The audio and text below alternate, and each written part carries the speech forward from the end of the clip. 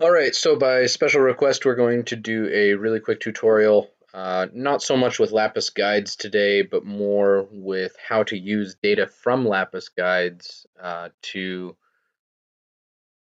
basically create some maps and how do we visualize those, etc. So we're going to be using some satellite data from the Sentinel-2 satellite in conjunction with data collected on petroglyphs using the Lapis Guides application. So the first thing that I want to do is just really quickly show you how to import some rasters to create a virtual raster that allows us to have a natural color image with some satellite imagery. We're going to go to raster, miscellaneous, build virtual raster. All right. We're going to need to choose our input layers. All right, so we'll add some files and we'll add these three. All right. I can make these available somehow if you wanted to practice with these. And basically, this is bands 2, 3, and 4 that help us create a RGB satellite image using Sentinel-2 imagery. We'll click these, open those. Press OK. We want each one in a separate band. Yes. And let's create a file for this. So this is natural color, and this is a region called the West Karakol River Valley in Kyrgyzstan. All right, so I'll press save, and let's change our resolution to be a little bit higher. And we'll run that.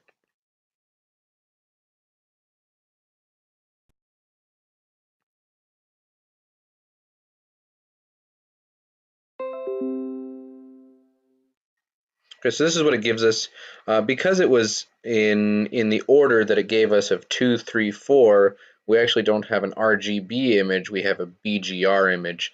So what we need to do is we just need to go in and we need to swap some things around right here. For red band, we want to say that that's band 3, and blue band, we want to say that that's band 1.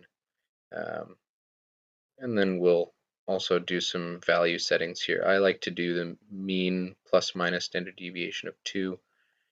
And we'll click apply. It's a little bit grayish for me, so I'm gonna increase a little bit here and there on contrast and saturation, etc. But overall, that's pretty decent.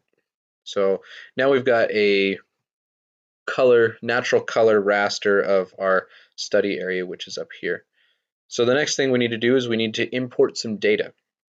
And our data is saved as a comma separated value spreadsheet, so CSV, and that means it's a delimited text layer. So we'll click over here and we get this. So file name, we'll search for that. And here we have West and East Karakol River Valley. This is our working file. And this is saved as a CSV. So we'll open that, make sure CSV is selected here.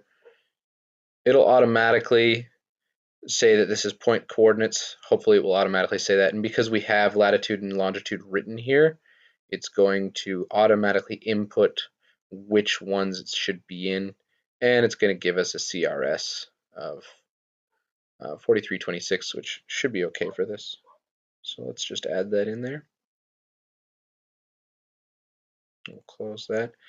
And there's our data. We can zoom to layer. It's a right click, zoom to layer, and it shows all of our data points. I'm going to change the color just so it's a little bit more obvious.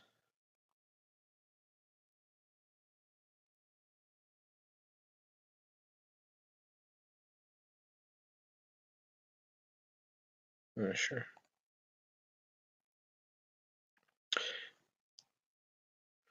All right, so we can go up and we can have a look at our attribute table, and this will show us all of the information that is in our spreadsheet. So we've got the type of petroglyph that it is, the date that the petroglyph was recorded using Lapis Guides, latitude, longitude, our old file name for our images, which those are jumbly, and then we went in and we recreated new ID numbers for each image to go with each latitude, longitude.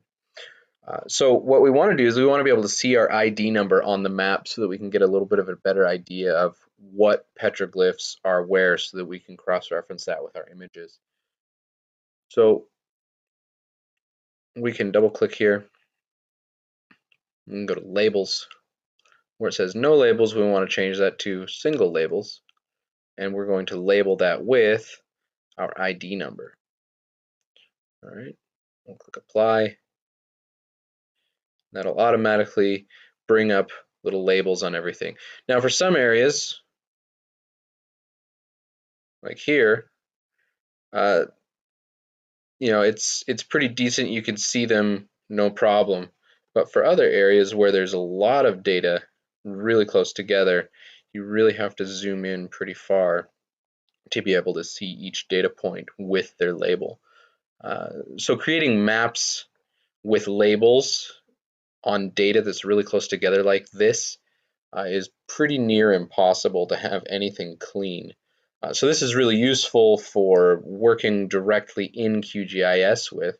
So for example, if I wanted to know all of the petroglyphs that are in this valley, this is called the Chongchikan Valley, um, all I need to do is go to my select tool. I'm just going to select all of these petroglyphs that are here, and I can go into my attribute table, and I'm going to change this down here to say show selected features. All right, so that's going to give me my list of all of the petroglyphs that were found in that valley. All right, so I can go through and I can cross-reference this with my images and whatever other data that I have to go along with that. But this allows me to really quickly get a good picture of what data is actually in this region, right? So the same can be done in any of these spots, and you can hold down the shift button to add extra to go along with your already selected data. So now I've got data from the Chongqing region and then the Kashkasu region. And then obviously I can unselect my data and I can choose something else. As I said, this isn't a great idea for creating a map because you've got some labels here, but there are, let's have a quick look. There are 164 petroglyphs just in the Chongchikan Valley, and there are definitely not 164 labels visible right now. So a map at this scale isn't going to be any good. But even if we zoom in just to the Chongchikan Valley, even that doesn't have all of the labels. So it's great for working directly with in QGIS. Having these background labels for really, really densely populated data is not going to be good for final mapping. Hopefully this quick tutorial was able to answer some questions on how to use data from Lapis Guides in a program like QGIS along with some satellite imagery. If you need to find out how to get satellite imagery, there's a lot of it available online for free, as long as you're not profiting off of the use of that data. Generally, it's available for you for free, or at least for educational purposes for sure. Yeah, best of luck. Hopefully you're able to find a way to use your data to visualize it a little bit better, create some maps, and learn more about what you've collected data for.